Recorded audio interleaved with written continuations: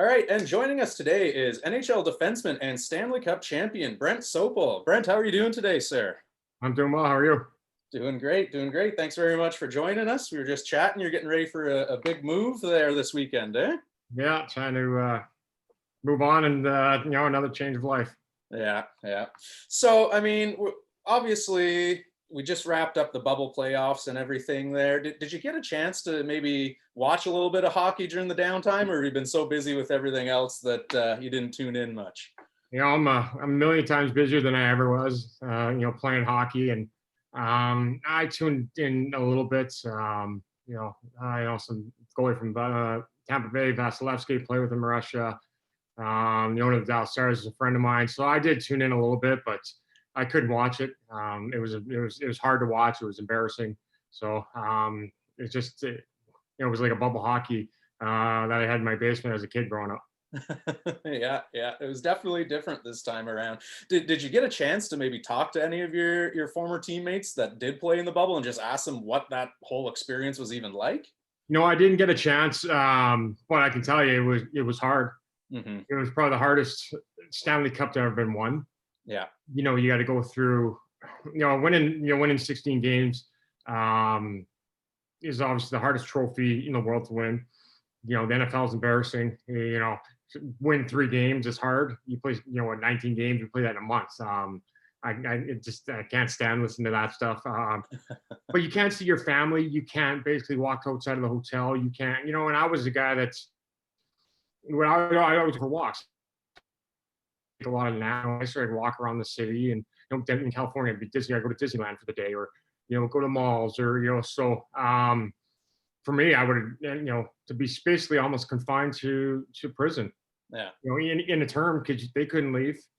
So to do that for 2 months and the grind of playing those games when there's no fans. Fans are what make it, and that's what I mean. They're the ones that make it fun and electric when you get on the ice and there's a goal scored, a hit.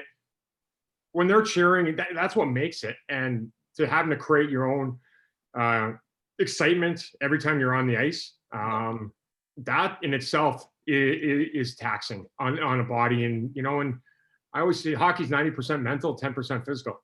Mm-hmm. And this would probably even wrap it up even more. Probably 95 mental and 5 physical. Yeah, yeah.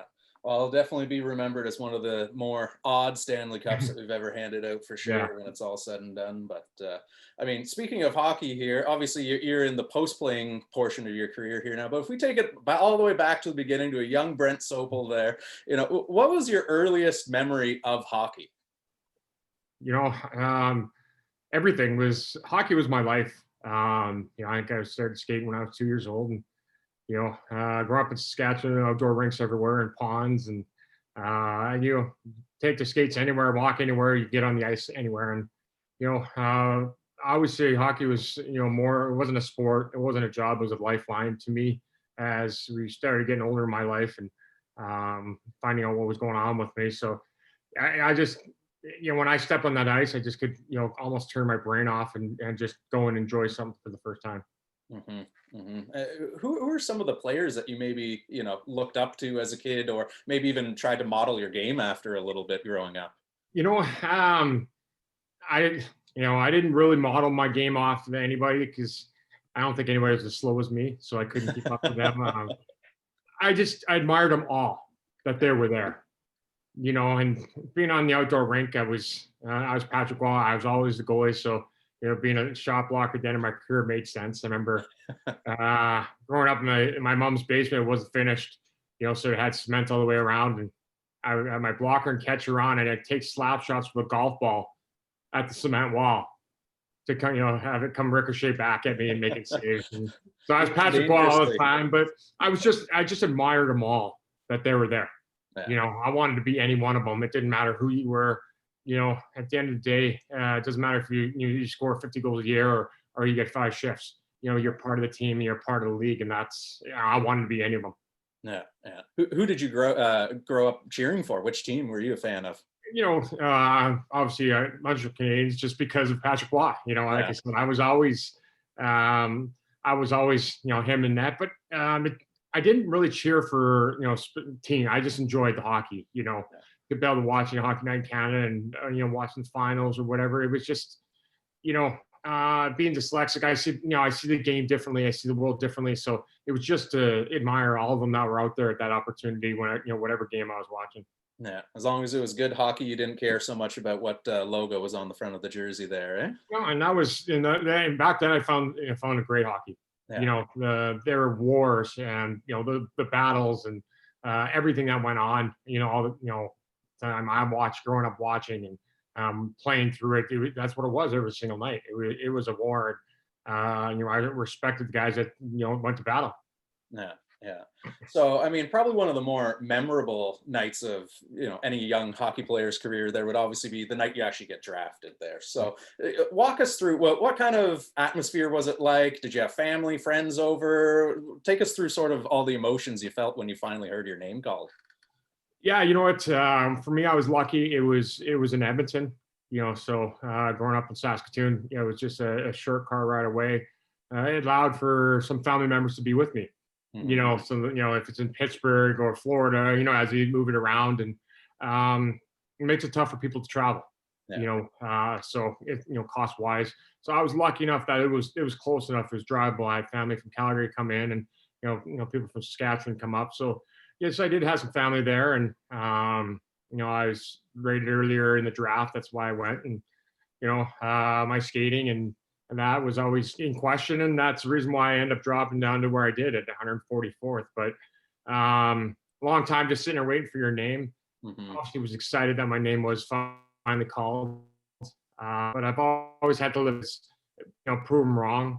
I mean, that was just another one of those instances where I had to go and prove everybody else wrong and prove Vancouver right, and to get drafted by Vancouver, where I had family and stone throw away from Saskatchewan, allowing my family to come down. So it was a great day. I think graduated high school and I got drafted in the same week. Yeah. Not a bad week there for a teenager then, eh? Yeah. Awesome. So, I mean, when you're going throughout your NHL career, you played for a couple different teams, right?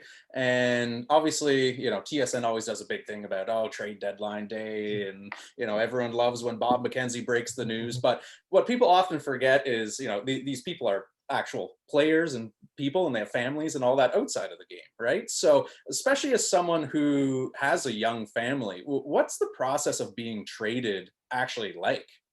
It's the hardest day of the year. Yeah. It sucks because you don't know what's going to happen. I was in Vancouver with the organization for 10 years, and when I finally got traded, it was traded because the salary cap came in. Yeah. So that's why trades happen now, and and grandfather Bob McKenzie, breaking news, great. I still the game. There's a lot of respect to the game that is gone. Mm-hmm. A lot of players find out by TV now they got traded. Yeah. So you don't, this guy was a part of your team. There's not enough time or respect to be able to calm yourself and say, hey, you've been traded to so and so. You got to find coming on the TV. Yeah, going across the ticker.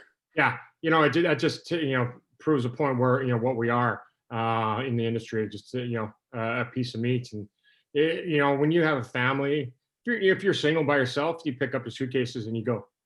Yeah. But if you do have a family, when I got traded. I was in LA, got traded to Vancouver. It was like 4 p.m. and got the call, and I was on the 6 a.m. flight to St. Louis the next morning and played that night. And if you got a family, you leave them behind and not know when you're going to see them. Are your kids in school? Are they not? If they're not in school, obviously that's a little bit different. But if your kids are in school, they're, it could be a long time, to see them. It might be, a month or two. It all depends on what the schedule is, where you get traded. But it's a hard day. Especially if it's your first trade.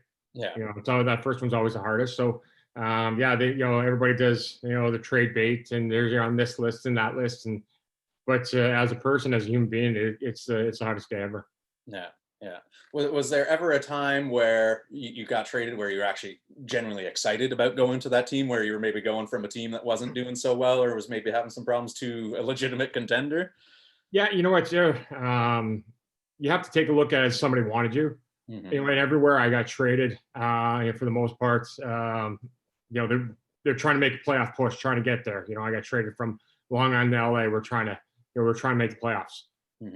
Vancouver, or from LA to Vancouver, end up getting in and playing the playoffs, losing to Anaheim in the second round the year they won. Got for Atlanta and Montreal, we end up losing to Boston in Game 7 in OT the year they won. So you're getting picked up for a playoff run, and that's all you want to do is play in playoffs and win the Stanley Cup. I was lucky enough to win that, and I think I ended up losing to the eventual Stanley Cup winner 4 or 5 other times in my career. So there's only a few instances where I didn't make the playoffs. Which was it's a whole different level. I always say it's an 82 game warm up for the big dance, and playoffs are amazing. Yeah. And, you already mentioned it before, the Stanley Cup is widely viewed as, the hardest trophy to win in professional sports, just from the sheer grind that your body is going through to actually hoist it there. When you finally did win it and you hoisted it above your head, what was the first thing that went through your mind? Was it joy? Was it exhaustion? Was it relief? Like, what was it like? It's funny. I don't remember a lot of the stuff that went on after. I finally watched it just recently, maybe during the lockdown a couple months ago. I had no idea who handed me the Stanley Cup. Yeah, it's just no idea. Just a blur. And you're so focused, and that year was for us. We started the year in Europe, so we went to Switzerland for 2 exhibition games, then went to Finland and started the season in Finland against Florida. So we started there. That was the year 2010 Olympics. So we had guys there, so that year was a mixture of nuts and bolts. We had everything going on, and it was a grind. It's always a grind for myself, playing injured, and there's a lot of things I don't remember just because it was you're so focused on task at hand, just trying to get there, just trying to win, and it was a blur. And like I said, I had just watched it probably a couple months ago, find out who actually handed it to me. Yeah, and who was it that handed it to you? Patrick Sharp. There you go. Nice. So, I mean, after you win the cup, famously, everyone gets sort of their day to sort of do whatever they want with it there. And you actually had a pretty special day with the Stanley Cup there, in that you actually took it to the Chicago Pride Parade in honor of Brendan Burke's memory. Well, why was that such an important thing and special thing for you to do? Well, Brendan was, Brian Burke was my GM in Vancouver, and Mark Crawford was my coach, and the two of them, made me who I am today. They allowed me to get an opportunity to play in the NHL and learn, and they stuck by me. And there's some trade deadlines you talked about. Brian Burke called me and said, "Hey, so I'm not looking to trade you. Your name's everywhere, but if something amazing comes across the table, I will. But I'm just telling you the way it is. So I have so much respect for him, and." Brendan, we'd always see him. He was living in Boston, so he was our stick boy, and he'd come down to visit his dad and be around the team. But for him to come out the way he did, the first man to come out and say he was gay in the hockey community. Yes, he wasn't playing, but he was a big name. Brian Burke is as big as you get in the hockey world. So he was breaking down walls. And then for him to pass away so suddenly the way he did, again, Brian Burke was, such a big inspiration, somebody I looked up to. He's allowed me to be who I am today, and to have that opportunity to go on and honor him and honor the rest of them. It doesn't matter. We all put our pants on the same way. It doesn't matter what it is. So to take that and honor him, and for the Burke family to let me. I called Brian and asked him for his permission. Yeah. If he said no, then I wouldn't have gone. So for the Burke family, allowed me to do that, and to be there and honor him, and honor all of them. The actual day itself there, did it almost feel like a mini one-person Stanley Cup parade there for you, or what was the actual day like? It was crazy. It was huge. It was like 150 floats, and it was just, it was awesome. It was just wall to wall people for miles. It was the longest parade ever.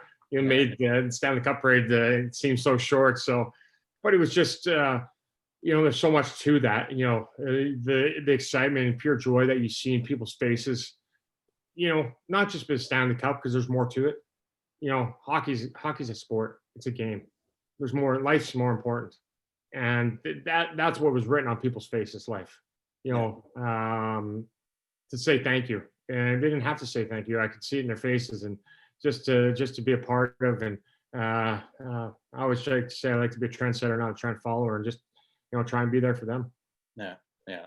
So ultimately, before retiring from hockey, you ended up spending a couple of years over in the KHL there. And, for us here in North America, rarely do we get any sort of KHL highlights or news or anything unless, it's Yeah. putting on the skates and he scores 7 goals in a charity game or something like that there. So what even is a season like for a hockey player over in Russia there in the KHL? Well, it's the second best league in the world. Yeah. Don't be mistaken. It's you take a look at the players that I was playing against over there, Tarasenko, Kovalchuk, Panarin. There's some unbelievable players in the KHL that never do come across. Mm-hmm. Vasilevsky, Tampa Bay goalie I was talking about, he was my goalie. Yeah. There's some unbelievable talent. There's some guys that are over there that just stay at home. Yeah. I think fans don't take this in perspective. Yeah. You're going to Russia. So for me, leaving from Chicago to where I played was 15 hours in the air and a 12-hour time change. Mm-hmm. So it's not just hop in your car; it's down the street and a language barrier. So I always think I was 35 when I was over there. I tell people all the time I could speak Canadian. I haven't learned American yet, but Russian. Yeah. Border to border in the air, it's a 7-hour flight and a 7-hour time change. Like it's a completely different animal. I think people jump on a lot of Europeans when they come here and give them shit. Hey, listen, it's tough. If you're coming over here at 16, 17, you barely know who you are. Never mind, you're going to a different country, completely different culture, food, language. That's all bears in a factor of how you're going to play. If you're second guessing who you are and how I'm going to get to the rink and how am I going to order a piece of chicken, or like myself, I was trying to order McDonald's and they had absolutely no idea what I was saying. I'm trying to point at the menu and they're all laughing. Well, that all plays into how you're going to be on the ice. But I loved that I was there for 3 years. Made some amazing friends that I talked to. Like one of my best friends is from there, and I could say I was in and out of like 10 different countries: Belarus and Kazakhstan and Latvia and Sweden, Switzerland, Finland. Just places that you would never expect to go. But I absolutely loved it. I had an amazing experience there, and I try and get guys to go over there all the time. Yeah.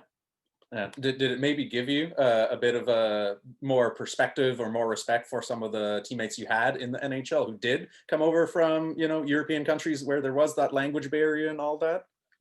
I always tried to help them out, for the most part. But yeah, like I said, I remember landing in Moscow at like midnight, walking out, and I've never seen so many cars, and Moscow makes New York City look like a suburb. Yeah. So it's a completely different atmosphere. It's a different life. It's a different mentality. And the hockey over there, obviously you're on the Olympic size ice. So that the hockey is different. Mm-hmm. The speed, the skill is all there in the European. Why? Because the ice is so much bigger. But some amazing players, and I got to play 3 more years over there, continue my pro career, allowed me to get to 1,000 regular season professional games, to meet people so everything that went into was amazing. Yeah. Yeah. So, once you finally did decide to retire from hockey there, looking back on it, do one or two sort of moments maybe stand out the most to you or most special to you as far as your career is concerned?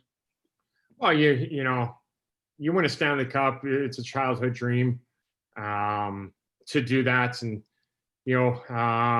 what's most special to me is my platform. Mm-hmm. Playing as long as I did and win that Stanley Cup allows me to have conversations about what I went through and about my foundation with individuals like yourself, or all the stuff that I got going on with my foundation. That wouldn't be possible without my platform. Yeah. Yeah. So that's the perfect segue there to you've been keeping yourself pretty busy since you've retired there. You've created your own foundation, the Brent Sopel Foundation there. And, in a nutshell, for those that are listening, what is the foundation? What's its goals, and sort of how did it get started? Yeah, I started about 3 years ago, and I found out 10 years ago I'm dyslexic.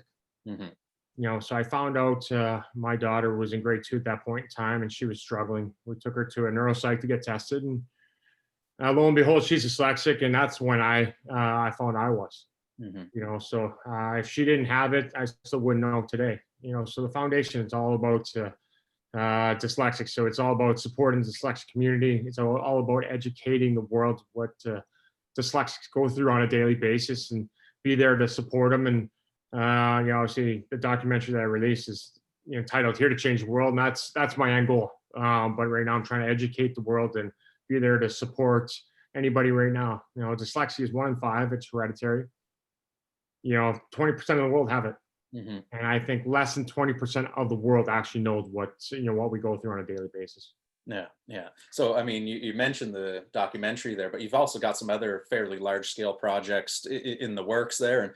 And, COVID kind of threw some curveballs your way, obviously. But what are some of the things you guys have sort of coming down the pipeline there?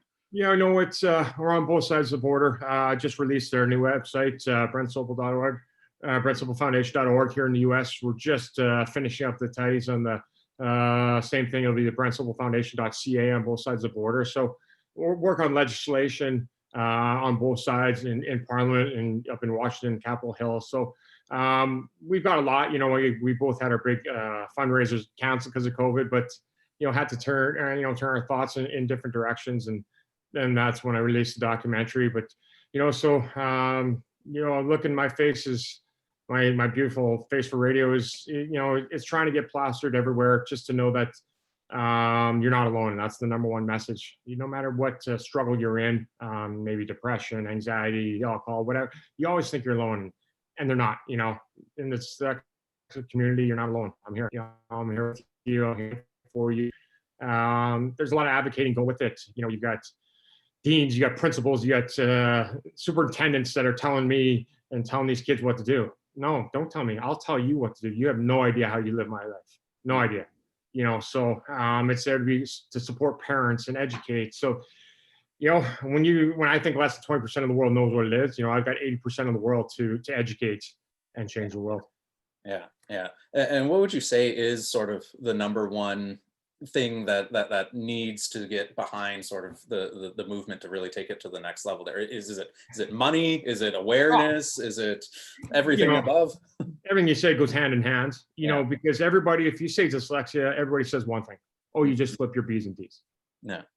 And that's a very small percentage of it. So is it money? Yeah. It takes money for myself to fly to Washington, to fly, to Ottawa, to fly to this college and speak. And, that's part of the to get to the educating, so that money is the focus and the resource needed for me to allow to do everything else. Yeah. And the one thing people don't understand, dyslexics, we don't have self-esteem.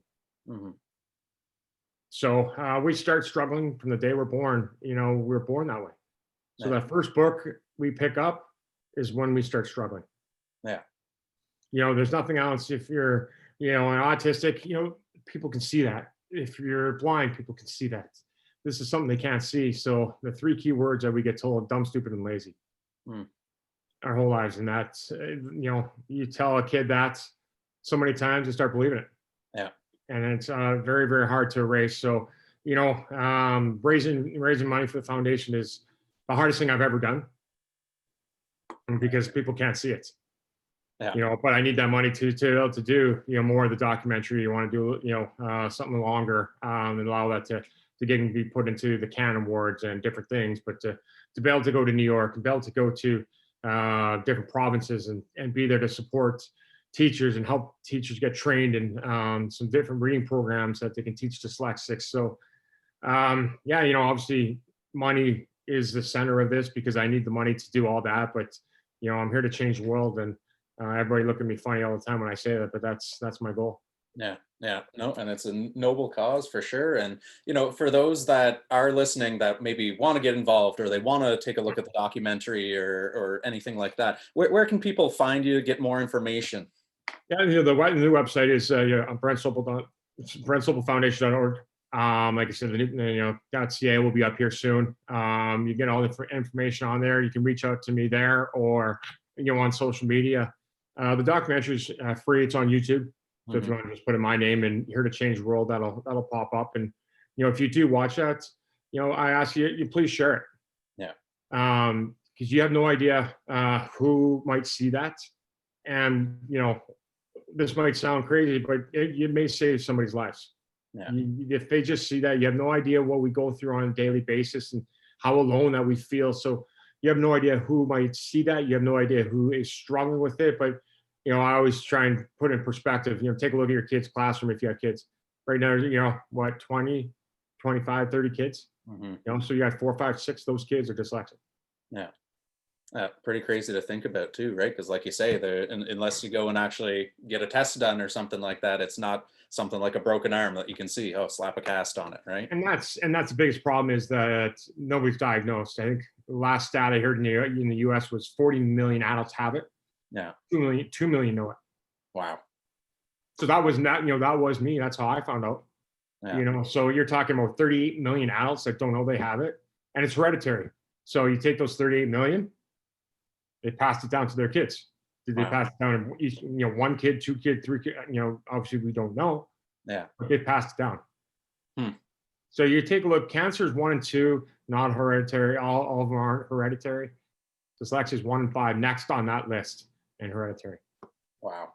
Wow. What even is the process of getting tested for dyslexia? What goes into that there? It's there's a few different things. Obviously, the goal of the foundation is to get big enough and have neuropsychs on board, working for the foundation on both sides of the border, so that we can get kids tested. Mhm. Here in the US, going through the school process to get tested or going through is expensive. Same thing with Canada. It's insane how much it costs. $3, $4, $5,000 on both sides of the border. Yeah. Who has that? It's Yeah. it's a lot of money. Again, then what's that wait process to go through it? So there's a few different things. If you go through a neuropsych is it's usually a 2-day test, but they test for everything. Is it autism, ADHD, ADD, reading comprehension? So they do the whole thing. Mhm. And then you get an understanding of where you're at. And that's, like I said, that's the goal, is to get enough funding that we can have neuropsychs on both sides here, because you want to know what it is. Yeah. Now, early diagnosis in anything, health, cancer, whatever it is always the best thing. Same thing with dyslexia.